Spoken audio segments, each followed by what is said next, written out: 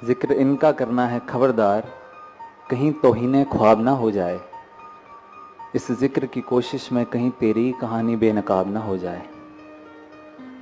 एक शायर ने बड़ा खूब लिखा कि उसके कद का किसी को भी ना अंदाजा हुआ, वो आसमां था बस सर झुकाए बैठा था। मैं सासंगते भूल ना जाऊं कि जो मेरी कदर है इस दुनिया में वो आपकी वजह से है। आपका नाम जुड़ा है तभी तो ये सत्कार मिलता है। एक पल के लिए ये नाम जुदा हो जाए तो इस दुनिया में कोई नहीं पहचानेगा। कितने हम्बल थे अवनीत। दासी को याद है कि जब भी स्कूल से उन्होंने आना तो मैंने भी आना, उसके बाद फिर ट्यूशन के लिए रेडी होकर जाना। लेकिन अवनीत स्कूल यूनिफॉर्म में, टाई भी डली होती थी, दादी माँ के साथ बैठ के लंकार की बातें करते थे। और जब मैंने ट्यूशन के लिए निकलना तो मैंने उनको कहना लेट हो जाओगे, जल्दी करो हमने जाना है। तो उन्होंने फिर फटाफट रेडी होकर फिर हमारे साथ चल पड़ना।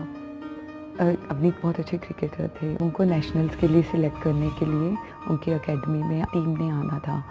तो उन्होंने संडे मॉर्निंग के उनके टाइम थे, तो उनके कोच ने कहा कि अगर आप संडे मॉर्निंग आओगे तो ही आप नेशनल्स के लिए सिलेक्ट हो पाओगे, नहीं तो आपको हम सिलेक्ट ही नहीं करेंगे। तो लेकिन उस टाइम पे ईएमएस संगत होती थी, तो अवनीत जी ने बताया कोच को कि मैं ईएमएस नहीं मिस कर सकता, ये आप देख लो मैं इवनिंग टाइम में आ सकता हूँ। तो वो इवनिंग टाइम में उन्होंने संगत नहीं मिस की और वो इवनिंग टाइम में ही जाते थे और फिर भी उनको सिलेक्ट कर लिया गया। तो ये सब कहते थे जो भी हो रहा है ये निरंकार की सद्गुरु की ही कृपा से हो रहा है। अवनीत के एक ट्यूटर हैं, वो बताते हैं कि अवनीत कैसे एकेडमी के बाद सीधा ट्यूशन आ जाता था।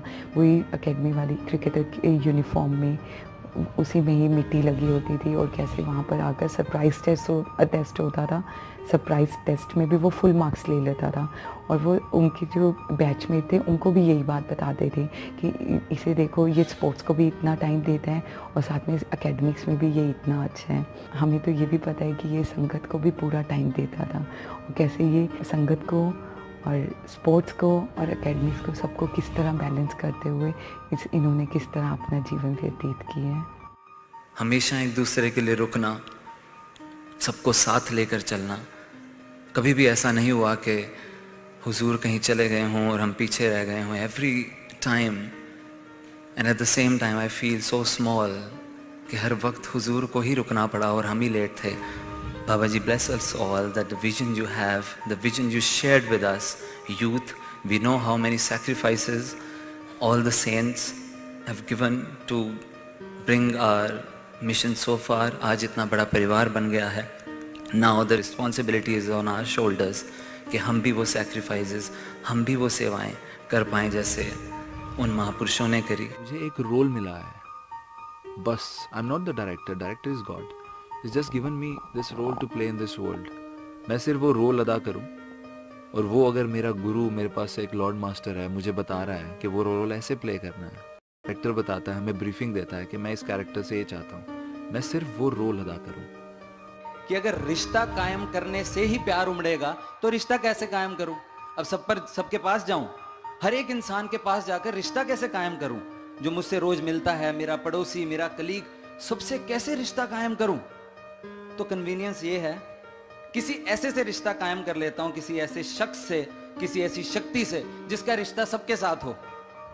वो जवाब हम जानते हैं, सदगुरु से। इनसे रिश्ता कायम करते हैं, ये निरंकार का हमारे साथ रिश्ता कायम करते हैं, सब अपने हो जाते हैं।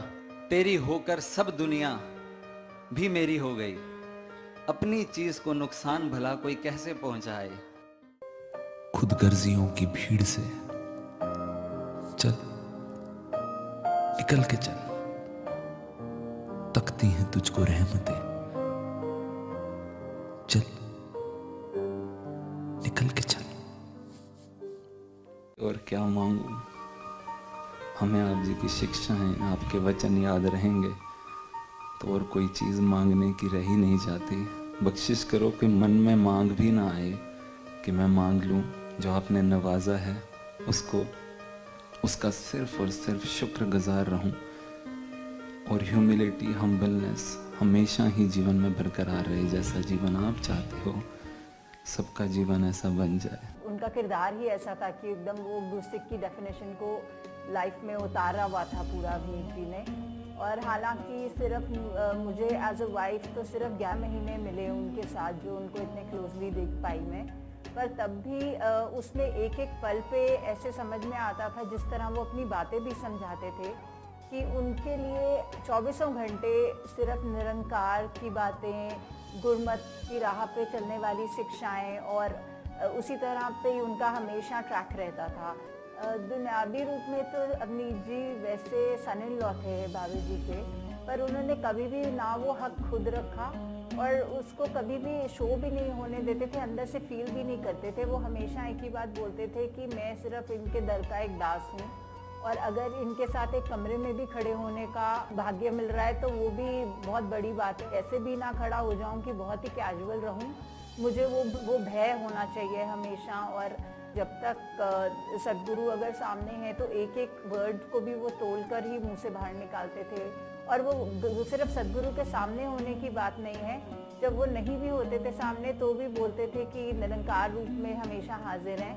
तो एक एक चीज़ जो भी वो करते थे या बोलते थे वो पहले इतना एनालाइज करके कि एक एक शब्द मेरी ये गुरमत के ऊपर ही बेस्ड होना चाहिए। अवनीत जी ने इतना कुछ जो छोटे ही समय में जितना शेयर किया है लाइफ मैंने उनके साथ, उसने इतना कुछ सिखा दिया कि अभी at every point in my life if I just imply all these learnings that he taught me, आप जी ब्लेस करो that I can make him proud always. इसने कहा नहीं मैं समझा नहीं, हुई जो बात हंसने हंसाने में, हुआ गुस्ताख मैं आखिर इसके सब्र को आजमाने में। इसे तो आती ही नहीं पर्दे उठाने की अदा, सब गुनाह मेरे छुपाता है मुस्कुराने में।